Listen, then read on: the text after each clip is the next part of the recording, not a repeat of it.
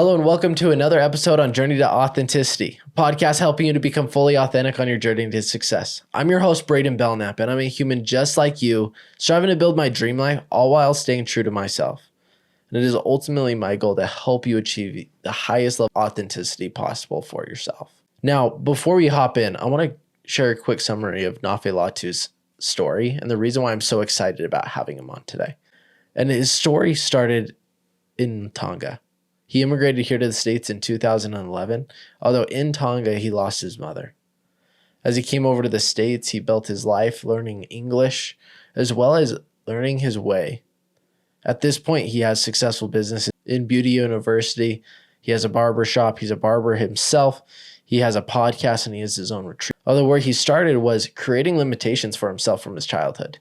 He used to blame his mom that if he ever failed, it was because he didn't have a mom. He's completely transformed his life and now is truly living his authentic life. Oh, thank you for having me. Absolutely. This is awesome. I'm excited. It's a blessing to have you on, and I know we're going to make some magic to impact one person today at the very least. So you've been doing a lot over the last couple of years. This is a twofold question because you're, of course, in a couple of different industries. But one, what inspired entrepreneurship? And that'll probably lead into it probably correlates, but what also inspired barbering and ultimately getting into coaching? This is a very, very interesting questions. What got me to being entrepreneurs it started off with how much I didn't working at a 9-to-5. I serve a mission in South Texas, and I love the fact that I feel like that I make a difference where I was helping a lot of people. And when I got home from the mission, the job that I picked up, I was filing disability claims. And I was the person on the phone that called people when they're not approved and tell them that they're not approved for disabilities or Social Security. And I get to read their records of what they've been through in their life and their medical history. But they're being declined from receiving, help. And I didn't like that. And I think for me, it was imagining myself calling my dad and tell my dad, I'm sorry, but you're not approved for it. And because I didn't love that, I wanted to make a difference. I wanted to step it up. I wanted to do something, and I'm looking at my life. I didn't want to be the person on the other side of the phone. And my wife actually told me that I need to go to hair school.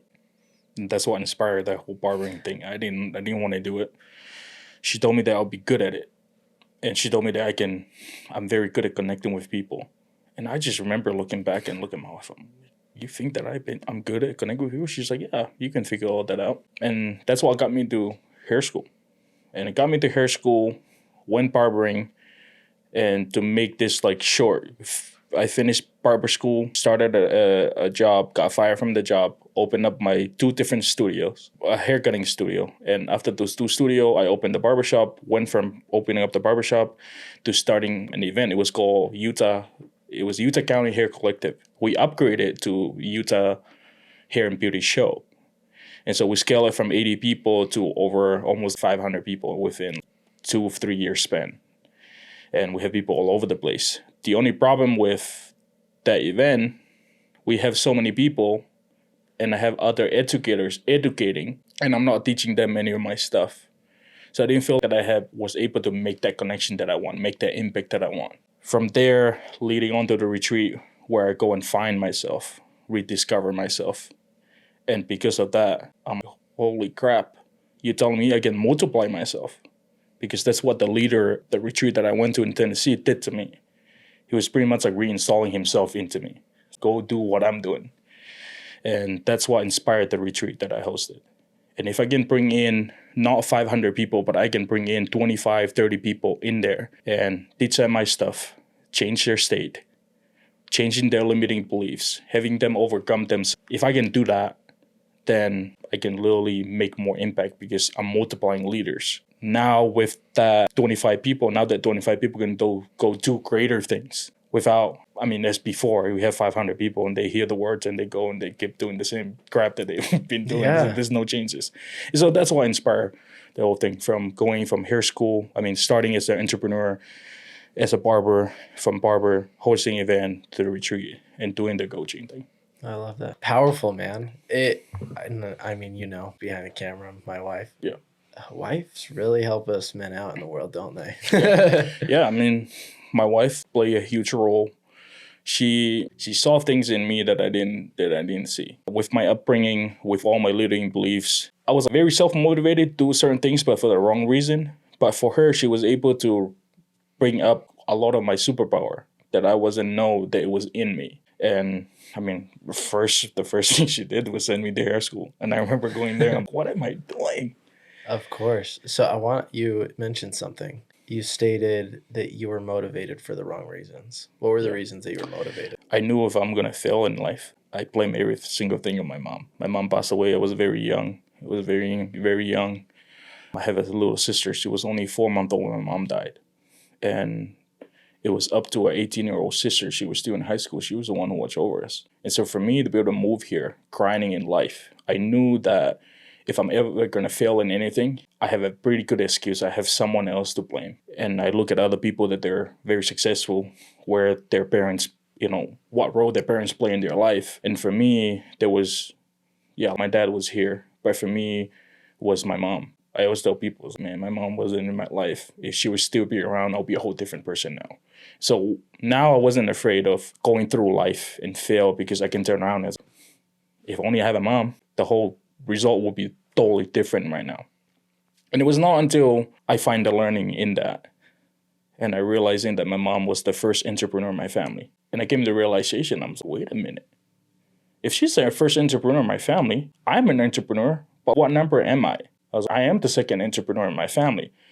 But because my mom passed away, I am going to be the first out of all 8 kids. And the learning was that maybe the reason why my mom passed away was to give me an opportunity to shine. And I took that to heart, and it was my calling. That was the legacy that my mom left. I need to continue. I'm going to be the legacy that my mom left. And it was more than a job. I knew that it was my calling, and it was keep on calling. And finally, I decided I'm going to pick it up this time. And this time, I'm going in thriving in life, but this time for the right reason, was to inspire, was to be able to help people going through, find the learning through thick and thin. I mean, that's one of my number one belief is that through thick and thin, I'll find the learning. And it was because of that. That's beautiful. So I know that you immigrated from Tonga. Yep. Did all your siblings immigrate with you? So I have 2 older siblings, a brother and a sister. They moved here before my mom passed away. And actually, it was my older sister. She got married. Her husband's from here. And then the other older brother, ended up moving here was to help us find better opportunity.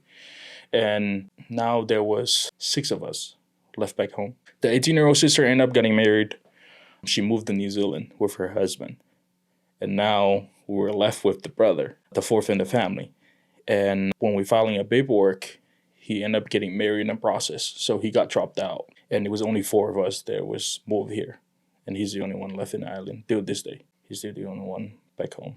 Is the goal to ideally get him over here at some point? Yeah. Or? So is that, on your family, out of curiosity, has that been hard being separated? It is very hard. It took us 18, 19 years until, 2019.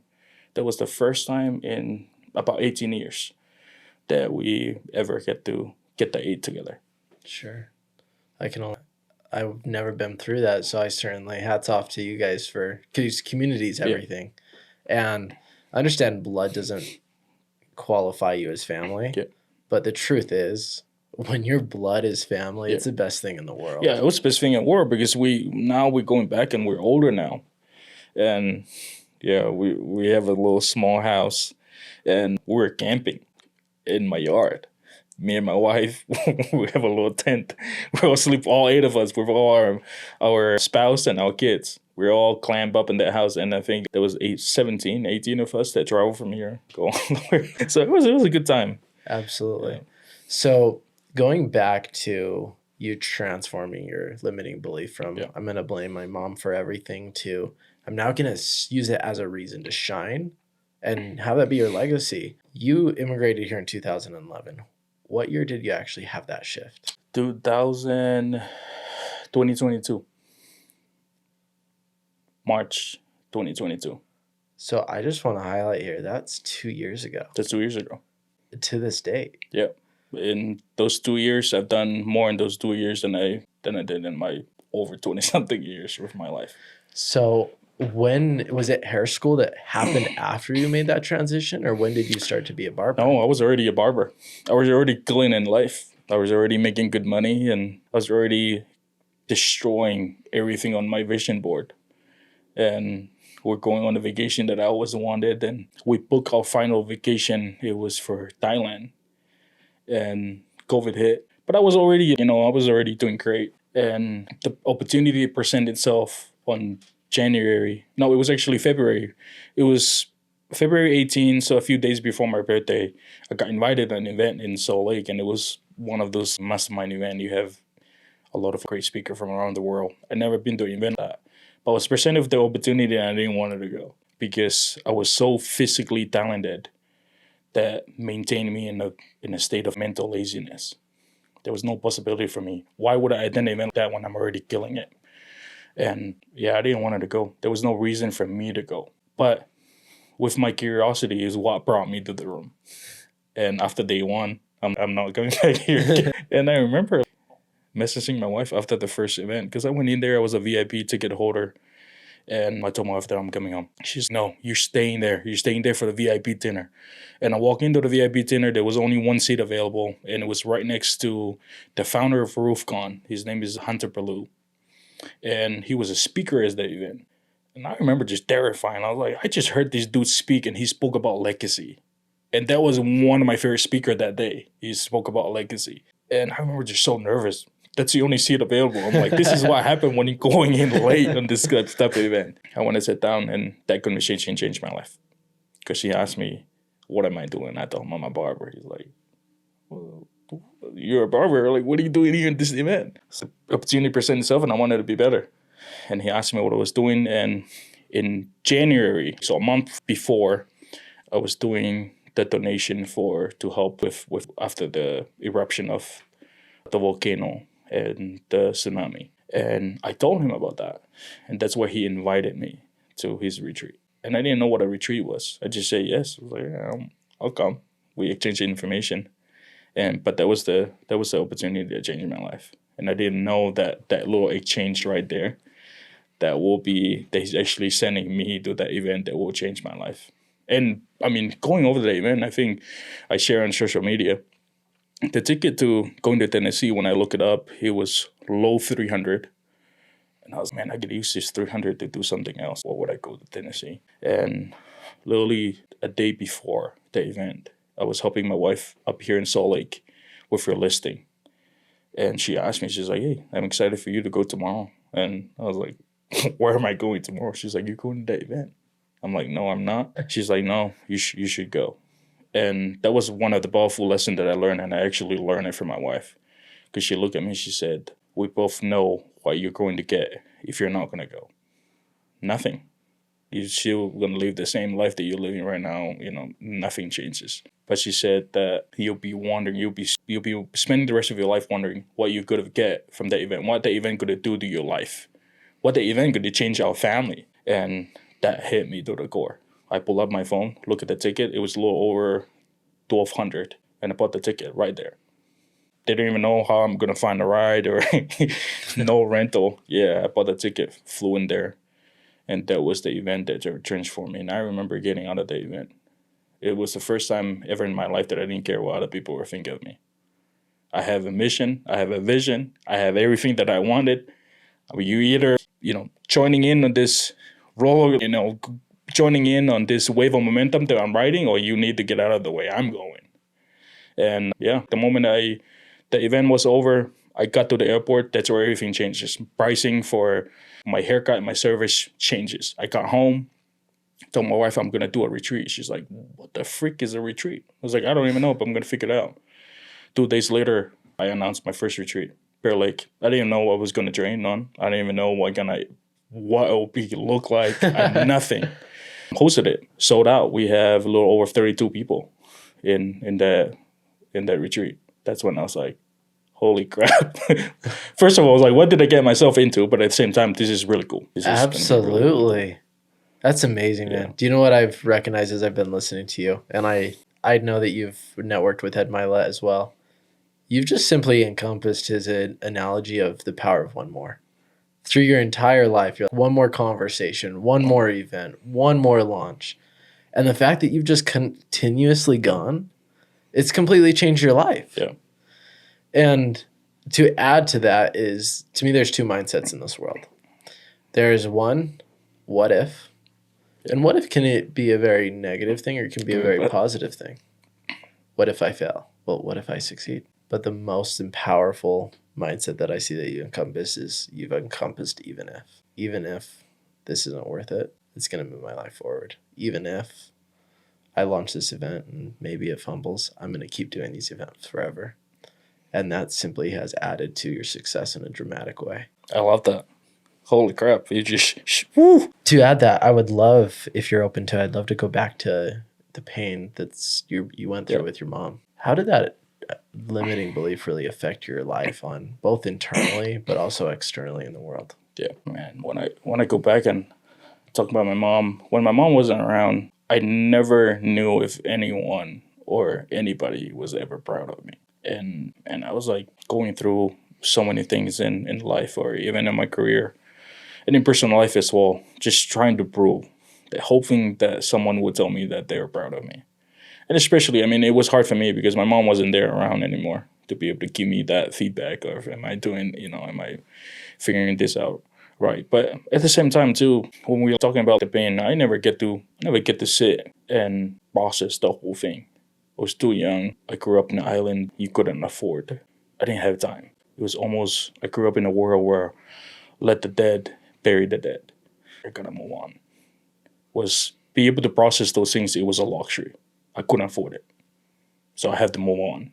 And that's why it took me so many years. It took me so many years to figure out that was actually what held me back. And it was very painful. I mean, going through the process of going back and look at my mom. And I mean, I get to watch the funeral so many times and I can see myself, 80-year-old, just standing right there next to the casket. And just the pain that I was in. But I was like, man, as an 80-year-old, I don't think I understand anything. Yeah, I cried that she left, but at the same time, the whole growth or healing from it, it was just never there. So it was a very painful process, but I'm glad that I was able to sit through it and just feel everything. And it sucked. It literally sucked. But deep down, I'm grateful for my mom. I'm grateful for just everything that, she put me through. And I'm grateful for all those times that I get to learn. And I'm glad it took me that long, however long. Because now it took me that long. I had my first kid when I went to that event, and my kid was only 4 months. My kid was 4 months old. Same age as my little sister when my mom passed away. And my kid was 4 months old when I went for my transformation. And I remember coming back. Now my whole parenting is different. My son now is a hugger because his dad wasn't a hugger. At one point in my life, I wasn't that. I tell my kid that I love him every single day. And when he's in pain, it amazes me with the shift of looking at my kid and I can tell my kid that, hey, I'm here. And all those shifts happen just because I went to that one retreat. And that one retreat changed my life. That one retreat changed the way I talk to my kid. And it changed the way of parenting. And, it's just such a beautiful moment of my kid will cry. And now here I am holding him and I'm crying too. And I'm like, hey, why am I crying? And I mean, if that was like literal past 2 years ago, I would be a whole different person. I'll be that parent. I mean, I think my whole entire parenting will be a whole another level. There's no emotion. I'll be emotional, unavailable, And I'm glad that the whole entire thing switching. I want to get to that point where, well, what I wanted to say is now when I'm home, I'm emotional available at home. When my kid go through his pain, even the small, dumbest thing, I'm over there and I'm like, yeah, you'll be fine. I'm here picking him up. And I never imagined myself as a dad that I would do that. And it sounds so silly, but I love that part of me as a parent that I can tell my kid. My kid can count on me, so. Dude, I know you didn't hear it from your mom, but I'm proud of you. Seriously. That's powerful. The fact that you shifted like that. I talk about the power of transformation by coaching a lot, and transformation doesn't take time. It takes a moment. It takes one thing that triggers you to surviving to thriving in specific areas of your life, right? And You went through just surviving, going through the motions as a parent to now thriving and showing the kids that I love you. Dad's here. That's amazing. Thank you so much for sharing that. Truly. I got to ask, on an aspect, maybe your kid was too young, maybe not. I don't have kids at this time. Did you see a shift with your kid and that relationship that you had once you started to hug him, tell him that you love him, things of that nature? Yeah, it's crazy because my kid is very touchy. When I come home, he'll come up, hold me right on my face, and he'll just keep on doing it. Sometimes I'll be asleep and he'll come in and he's very quiet. He'll just come, give me a kiss on my nose or my cheek, and then he'll back out the door, close the door. But I'm like, he's 2 years old. How the heck do you figure this out as a 2-year-old? But people ask me, because now I have my daughter now. So my son is 2. My daughter's going to be 1 in a week. And their relationship is when people ask me, it's like, oh, how is he doing for your daughter? I'm like, my son is probably the biggest older brother out there. He's very kind, very soft with my daughter. And seeing their relationship, and yeah, he's just very loving. For me, I was like, man, and he's a good sleeper because I'm very chill. I don't know. I just see the whole shift with him. But at the same time, too, I let him explore. I don't limit him to anything. Just explore. And I often hold him and I'll just whisper his ears. Do you know that you're the best thing ever in this world? I'll just bump him up. And I should tell him, I always wonder, are you going to be a golf player? Are you going to be a football player? It was just the little silly stuff. But my relationship with him, and plus, his relationship with his wife, it's the same. He wakes up in the morning, he's look for me, hey, he'll do a little hi. That is awesome. Yeah, so he's such a great kid. And man, it's funny because I never shared this experience, but I was at church 2 Sundays ago, and I was dressing him up, and he came and he took one of my tie, and he just, he saw me wear, and he was putting it on.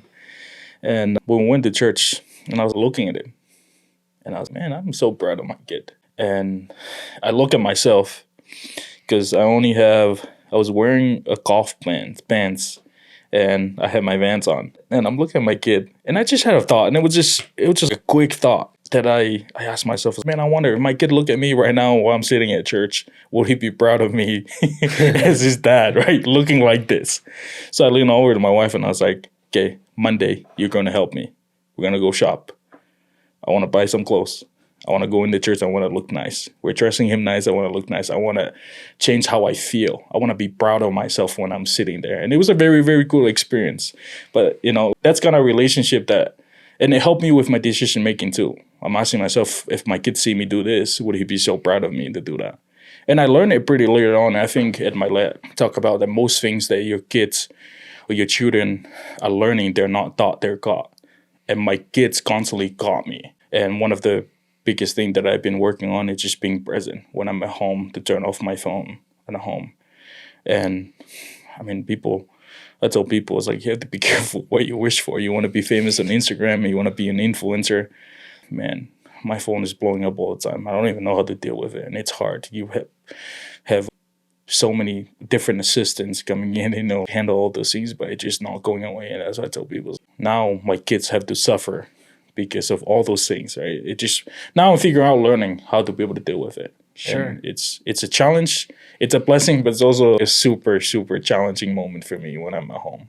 It takes a special person to do it, right? Yeah. So with that in mind, you went through your transformation and I want to go back to your transformation and the actual steps you took in order to heal. What did you do in your life to go from surviving to thriving? And that's obviously being a father, to your inner dialogue, to your marriage.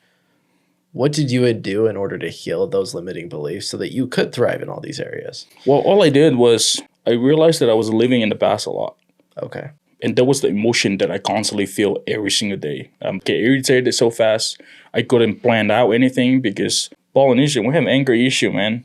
We could not go through with a lot of anger. So every single thing that I do is always do it out of anger. And I was just very angry. One thing will happen and it pissed me off and it throw my whole entire day.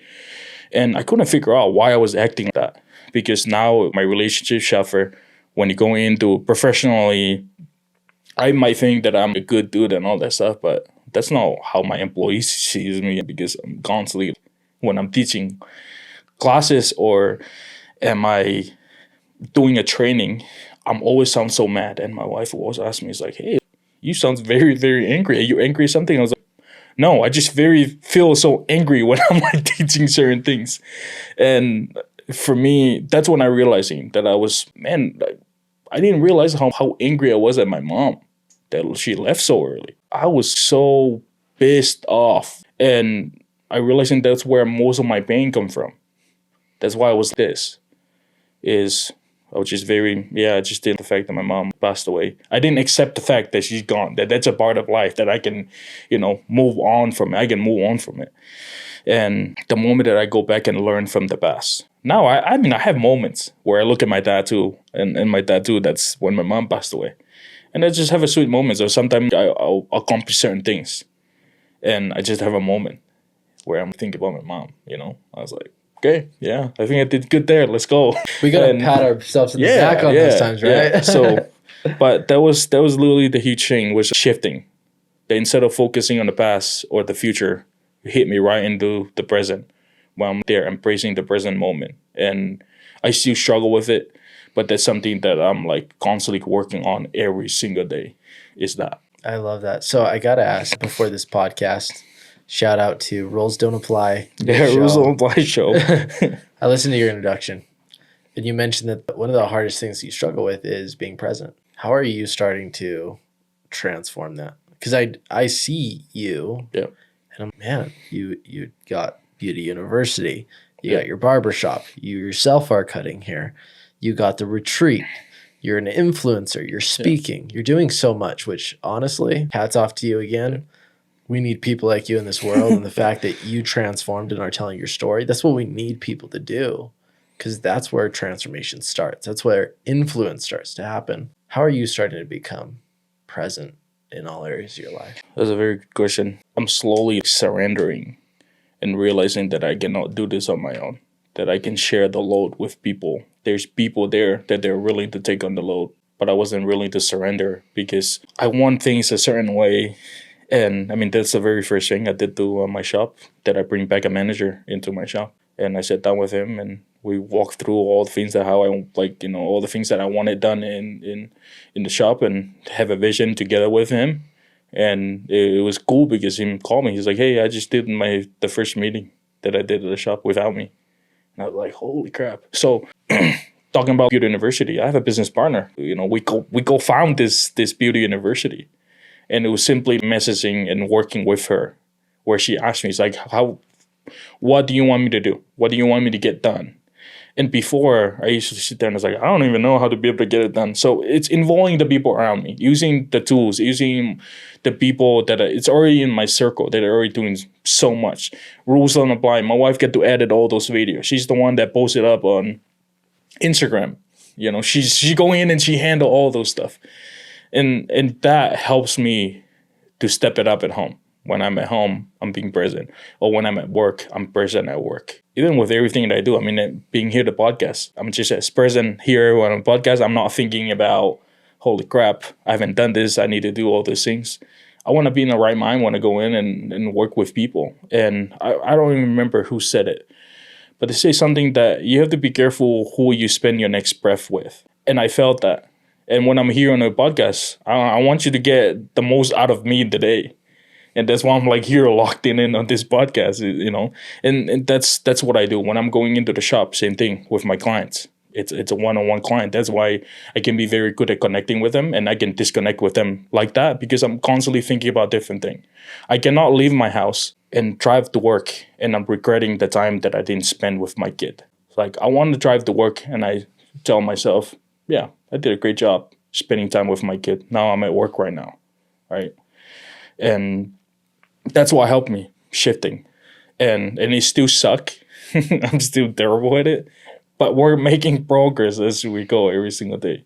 Absolutely. So can I share a story with you? Because I honestly, I relate to that. So growing up, I had a perfect life in my child eyes. Let's just specify that. I grew up middle-class family, 3-story household, basketball court in the backyard. We played sports, didn't worry about food. American dream, right? Yep. Quote unquote. One day, my mom and dad called us downstairs, and I have 3 siblings. We all sit on the couch, and she says, "Your father and I are getting a divorce." That caused 3 main limiting beliefs, simply because I saw everything as perfect. I thought they were genuinely perfect and love each other. I didn't see them fight at all. And that caused the 3 main limiting beliefs. 1, love's not real. So I was like, you loved each other? Like, what? Yep. 2, you never know what's real or what's fake. Drove a lot in me. Like, what is real? And 3, I can only rely on myself. I didn't feel like I could rely on anybody. Obviously, wasn't aware of that at the time. But now looking back upon it, it's the fact. And at the beginning of 7th grade, I got involved with drugs, alcohol, negativity. Really went down the wrong hole. And I know you're a big believer in God, and I fundamentally believe everybody should be, obviously. Makes life to be better. One day I was downstairs super high and super drunk, and a voice in the back of my head said, "Go to the bathroom." I didn't have to go to the bathroom, but I listened. I shut the door, and it came over me, and immediately I was sober. I heard the words, "You will either die before you graduate high school, or you will transform and make an impact." At that moment, I walked up to the mirror, and I looked myself in my eyes. This is the first time I actually saw who I truly was. Like, beneath all that baggage and the dirt that was on my skin, and I saw me, and it was so calming. Obviously, I walked out, and all the problems prevailed. I knew I was capable of more. I just didn't know how to get there, and I didn't want to go tell my family because they only knew a fraction of what I was doing. And the people that I wanted to hang out with didn't want to hang out with me because, let's be real, I was a loser. So I continued. Fast forward last day in 9th grade. Same voice comes in my mind, and I don't know whether I didn't feel necessarily a being with me, but it was in my head. I heard, "This is your last day to transform." That day, I say goodbye to all my friends. See you tomorrow, because we hung out every day. We're kids, right? I went home and I deleted every single social media and didn't text nor call a single person that entire summer. Picked up books and completely transformed my life. At 16, I started in door-to-door sales. I was a top salesman within 2 months. At 17, I started my first marketing company and generated $70,000 my first year, all based upon cold calling and teaching myself business and how to operate. Simply came down to the fact that I could only rely on myself. Came down to that when I lost, let's just say, the quote-unquote perfect life, I saw each parent working 2 to 3 jobs at a time, struggling to pay for Christmas, paying for food. Like, we went from what I, again, consider perfect life to nothing. And obviously completely different stories, although that pain drove negative behavior to just go, go. Because I felt my results is what made me enough. I felt if I was working, I was enough. And the truth of the matter is, sometimes when I was working, it was just busy work. But it made me feel enough. Because I felt if I was to succeed, then I'm going to show the world that I'm worth it. If I succeed, then I'm going to show the world that I'm worthy of love. If I succeed, then I can show people what it's like to live a good life and to keep that life. And it wasn't until I transformed. And the truth of the matter is, when I transformed those limiting beliefs, I went from being work to almost coming down to the place where I was still working, but I was also confused with where I was going. And now I'm at this place of just peace. Like, God, take the reins. I promise you, God, I'm going to show up every day, every moment, 100%, whether I feel like it or not, by the way. Whether I'm sick, whether I'm tired, whether it's cold outside, like, I'm going to show up. All I ask is for your guidance. You just got to trust. That's amazing. One of my good friends, he was talking about right now he's working on, instead of forcing things, it's allowing. And it almost sounds like what you're saying. And that's, holy crap. That's amazing. It's, you said it, allowing. Like, when you're in control, it's like you're hurting yourself. When you get like long nails and whatnot, you're just digging yourself and you're like, what's next? And honestly, you're kind of a psycho inside because you're feeding something. You're right. But the moment that you just let go, you stop hurting yourself and you stop hurting the ones around you. That's amazing. I love that. Community is everything. Family, friends, and the moment you invite good energy within yourself, which naturally allows you to impact the ones around you and the world. Yeah. So I love that. Absolutely. So, man, you've gone through all this transformation, and it's such a beautiful thing, man. Again, I'm super proud of you, and I love your story. So at this point, you've built some successful companies. You've built a successful marriage. You've built a successful a family, you build a successful community around you. I want to go back to authenticity for a moment. Obviously, I operated out of inauthenticity just as you.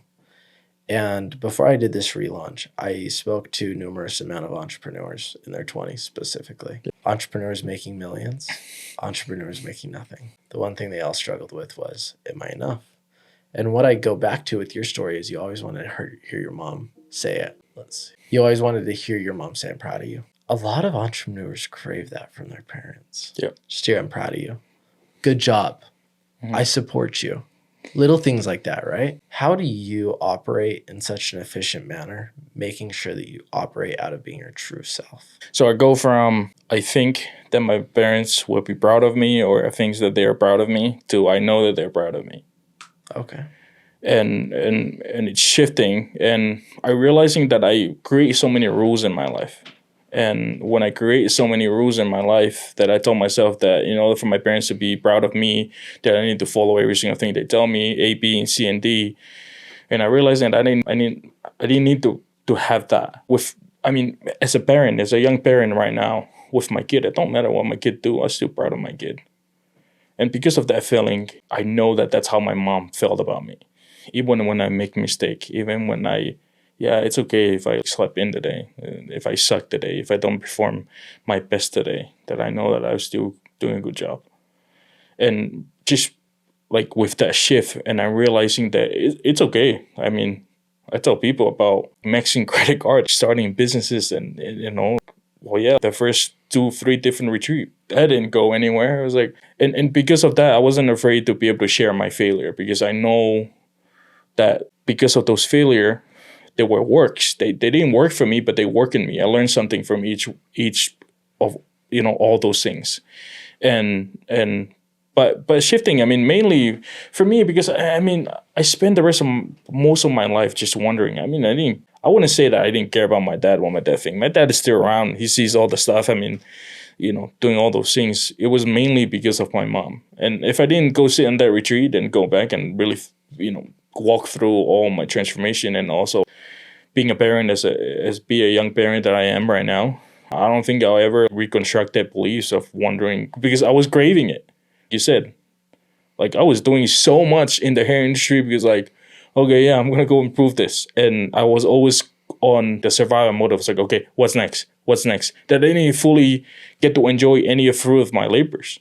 It was always one thing. Is like, okay, here comes another one, and I didn't realize that I was burning the crap out of myself going from one thing. And when you look at the level of impact, the level of impact, it was not what I thought. I thought that filling all the chairs was more important than the impact that I have. And it was that in the transformation that I realized, like, your impact suck. You could use your time efficiently of doing things that will work better. And I was so addicted to doing what I thought. It was all off the show. It was look cool on social media and all that stuff. And I go from there to, dang it, who give a crap about if I post it up on social media? Most of the things that I'm so proud of, that I love, they are not on social media. All the stuff on social media, people tell me, oh, it looks so cool. I was like, yeah, it was a part of the process doing all those things. But the thing that I'm so proud of, the things that I know that my mom will be, most proud of, it's all behind the scene. People don't see that. My relationship with my kids, the relationship that I have with people around me, and that was matter. And I don't boast about that on social media or anything. But that's fair. And the truth is, we don't need to share everything on social media, right? Like, by the way, that's what I had to struggle with for a while, is almost showing up on social media forces me to grow because I was being seen. Yeah. That can be a scary thing. Yeah. I would love to hear your advice on this. So through my coaching over the last couple of years, I've seen a couple of different variations of, is my parent accepting me? Is my parent proud of me? So on and so forth. And I would love to have you speak to a couple of them. One, there's entrepreneurs out there that we're speaking to right now that their parents put them up for adoption. There's entrepreneurs out there that have either lost one parent or both parents through death. There's also entrepreneurs out there right now that maybe they have a parent or parents in their life that tell them that they're going to fail, tell them that they're not going to succeed, and that they don't support them, and that they keep shooting them to do XYZ. And then there's parents, of course, that are just in the middle ground. They don't really support you. They don't care what you do whatever you want. And then there's the parents that are cheering them on, right? You can do whatever you want to do. Go do it. Go make it happen. I believe in you. You have talent, but you also work hard. To me, there's different levels of, does my parent accept me? Can I be my authentic self and be accepted by my parents, friends, so on and so forth? Love to see your advice on a couple of those. Yeah, it's crazy because as a young kids, or I made a lot of decisions about myself when I was young. And when I look at kids, 7 and under, we make a lot of decisions and we're very, very simple. With kids, they're one of the most honest people ever.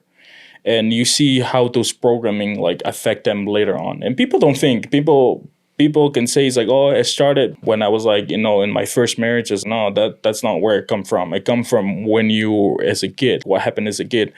Because for me, I always wanted to be my dream job was in criminal justice. I wanted to protect.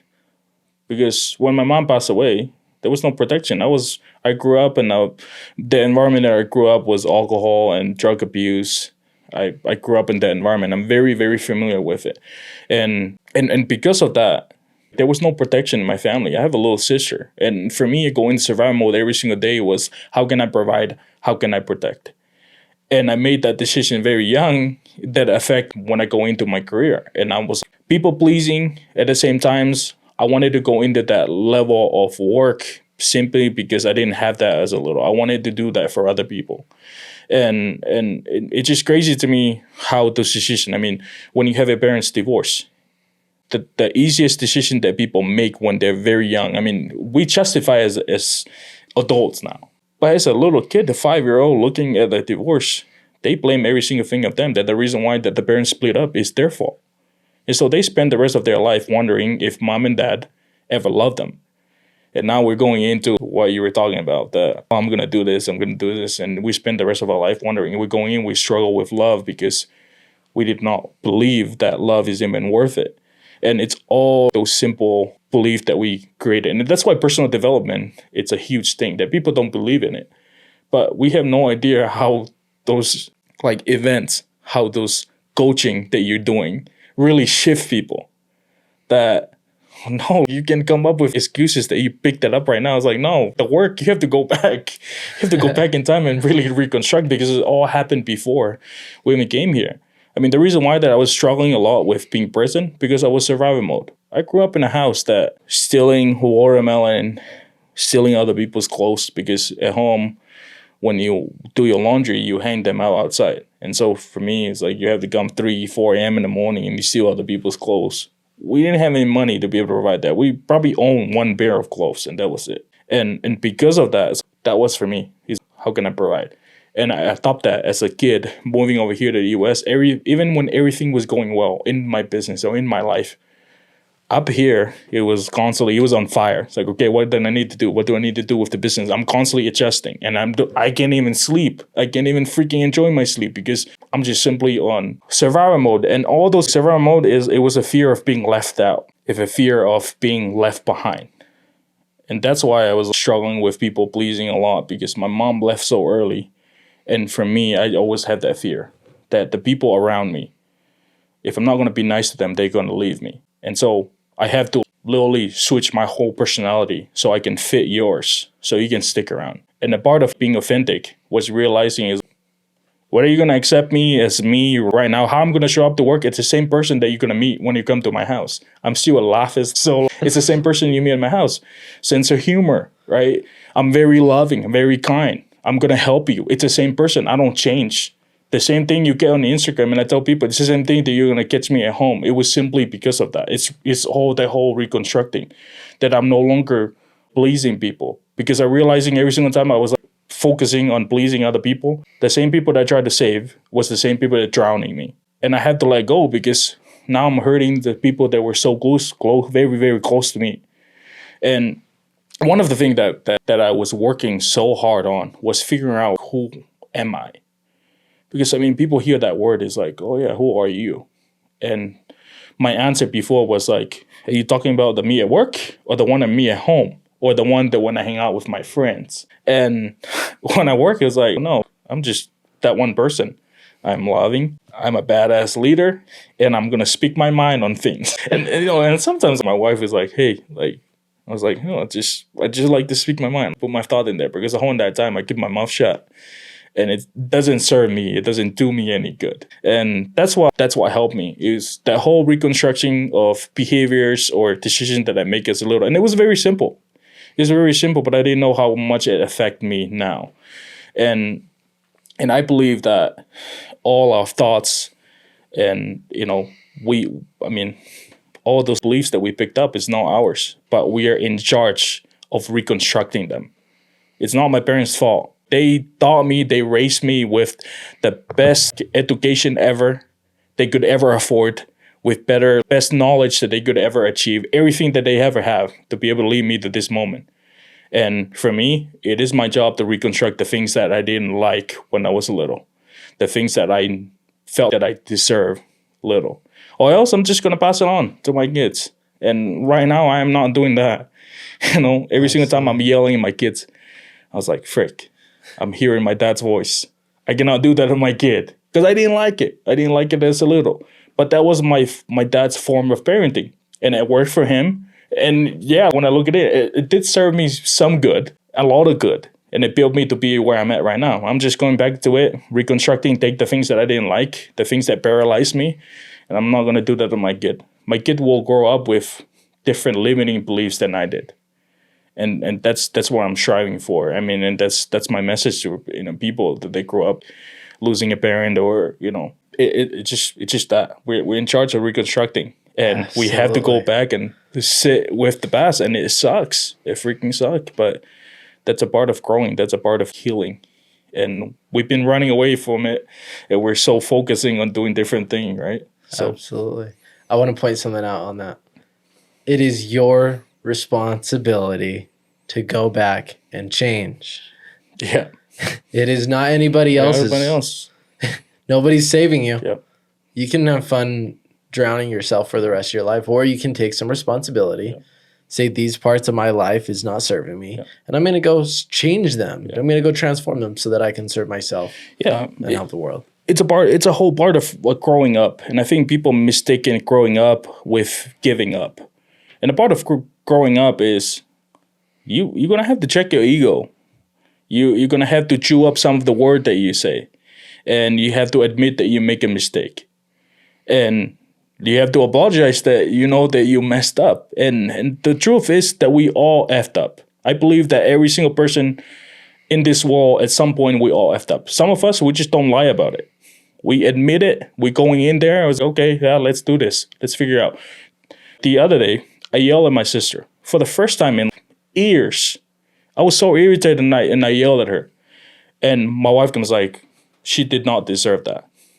And it was funny because when she said it at the time, I was like, bro, I was in a moment where I'm like, I couldn't take anything in. I'm rejecting everything. And I sit there, take a deep breath.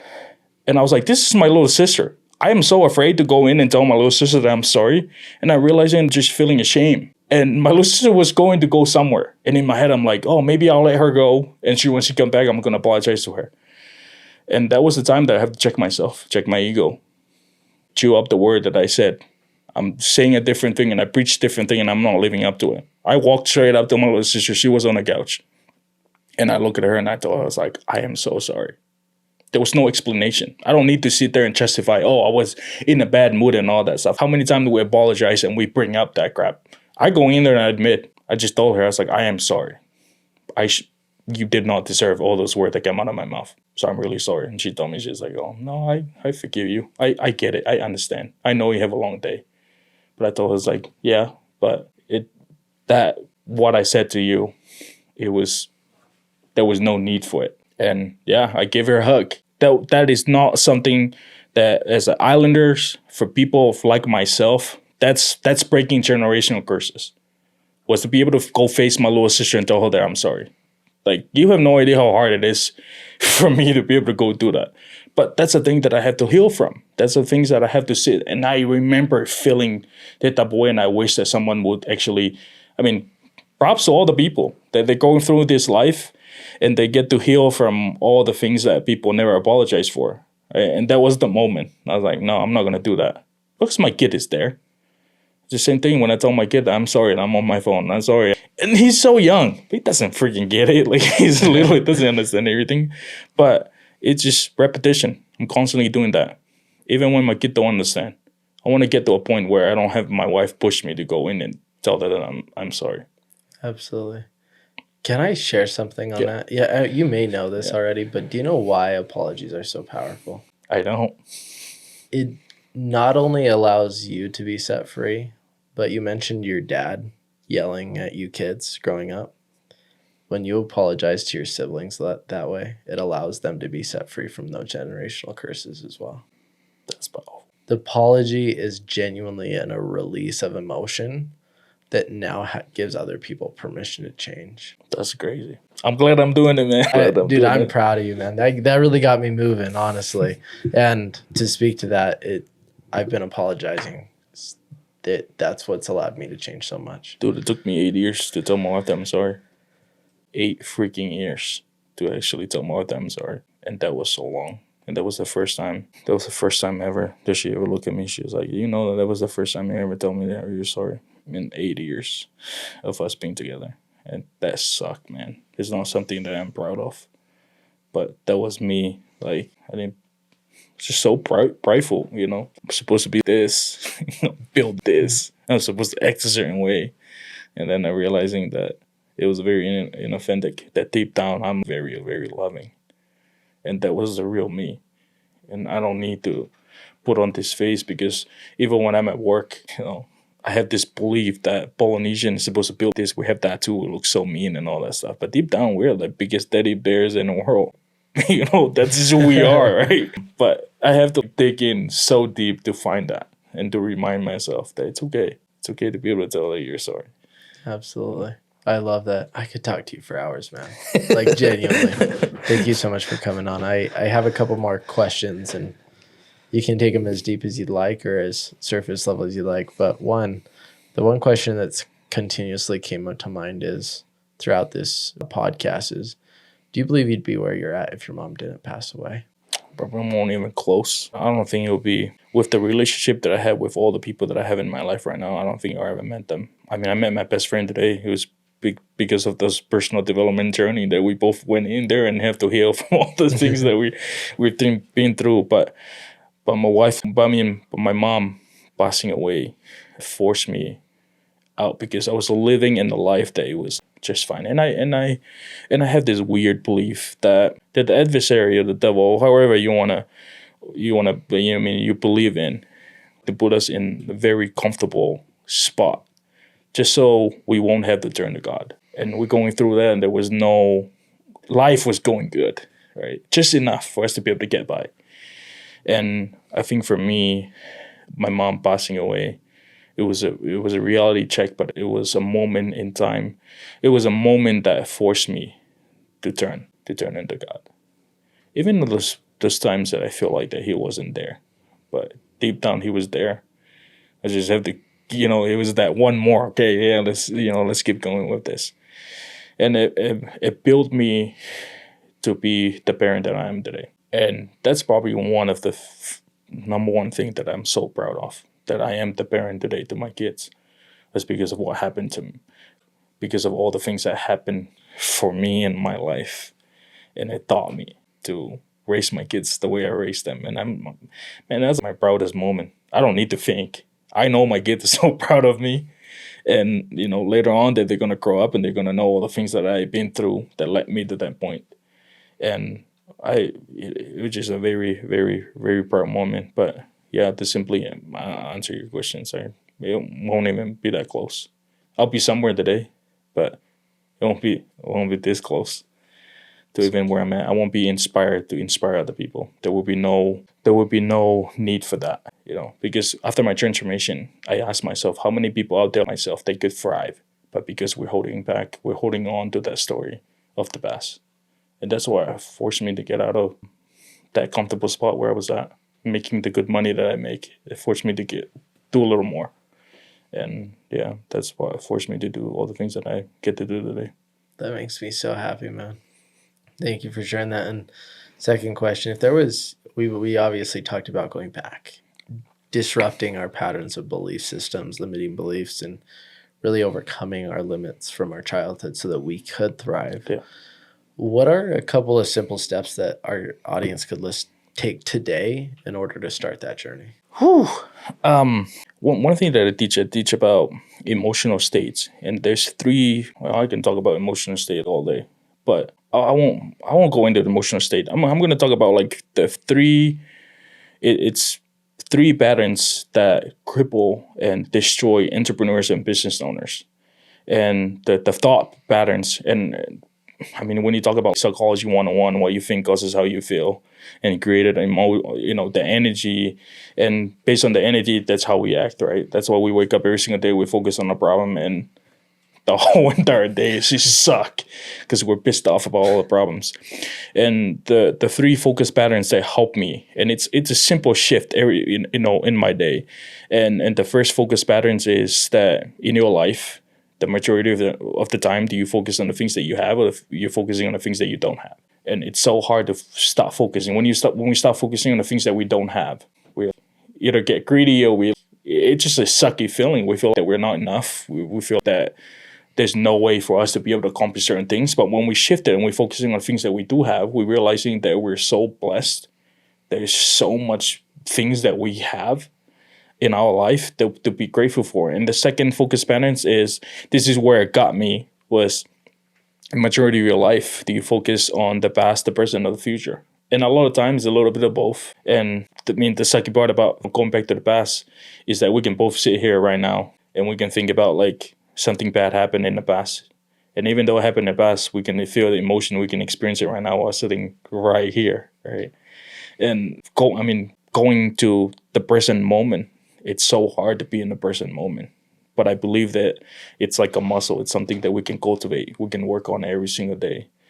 And it's focusing on the future is normal for entrepreneurs because we're high achievers. We wanted to accomplish more. We want to do more. What more can we do, and all that stuff? But the only thing about going too far into the future, we're so focused on the future, we're missing out on what's in front of us, and that's why it's so hard to be focusing on what's in. And the last thought patterns is, are we focusing on the things that we can control, the things that we cannot control? And for me, this is where my belief of through thick and thin, I was finally learning. I can see it there in traffic, and I can tell myself that maybe the reason why I'm stuck on traffic right now, I need to make a phone call. And on my way here this morning, I was stuck on traffic, and I was like, this doesn't happen very often when I'm like hitting the freeway, and it's 11 a.m. in the morning, and I'm stuck in traffic.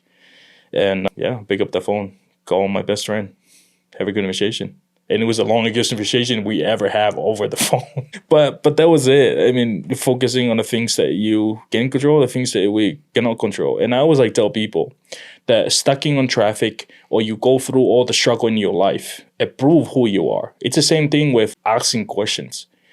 And I love that you ask some great questions. And I realizing that people, I believe in God. And I believe that the Savior himself, he was very good with his questions. And a story that will tie this whole thing together when I think about the reason why that I brought into traffic, because a lot of people are stuck on traffic and they're so pissed off about stuck on traffic. And I always tell people, if you're still pissed off about stuck in traffic, you have a lot of work to do, because your success in business is directly correlated with how much chaos you can withstand, how much scrap you can eat, how much struggle you can go through. And the most problem with all entrepreneurs and business owners that I know is that they think that they shouldn't have problem. Good luck with that, because you're solving 3 right now. Be ready, because there's 30 more coming tomorrow, right? That's why I tell people, when I ask most people, what do you want? What do you want out of this, business? And they're like, oh, I wanted to be booked out. And I was like, do you know what it's like to be booked out? Do you know what it's like to triple book yourself? Do you know what it's like to have people hit up your phone? You have over 1,000 messages in your phone. Do you know what it's like to be like that? That's a problem. So now you have to figure out how to be able to deal with problems. So the problems just never stop, right? People pay us based on how good we are at resolving those problems. And now I'm going to go back to the story of the Savior, when, about asking questions that actually reveal who we are. And I feel like that's what tribulation and all, when I look at all the struggle that we have in our life, it reveals who we really are. But at the same time, too, it's questions. When we ask questions about people, it really shows who they are. And a specific story, it was about that man that's been lame for, he wasn't able to walk for over 30 something years. And the Savior show up and he says, would you like to walk? And he literally looked up and he stopped blaming. He's like, oh, no man never helped me into the water, right? And he brought up 3 different excuses. He hit the Savior with it.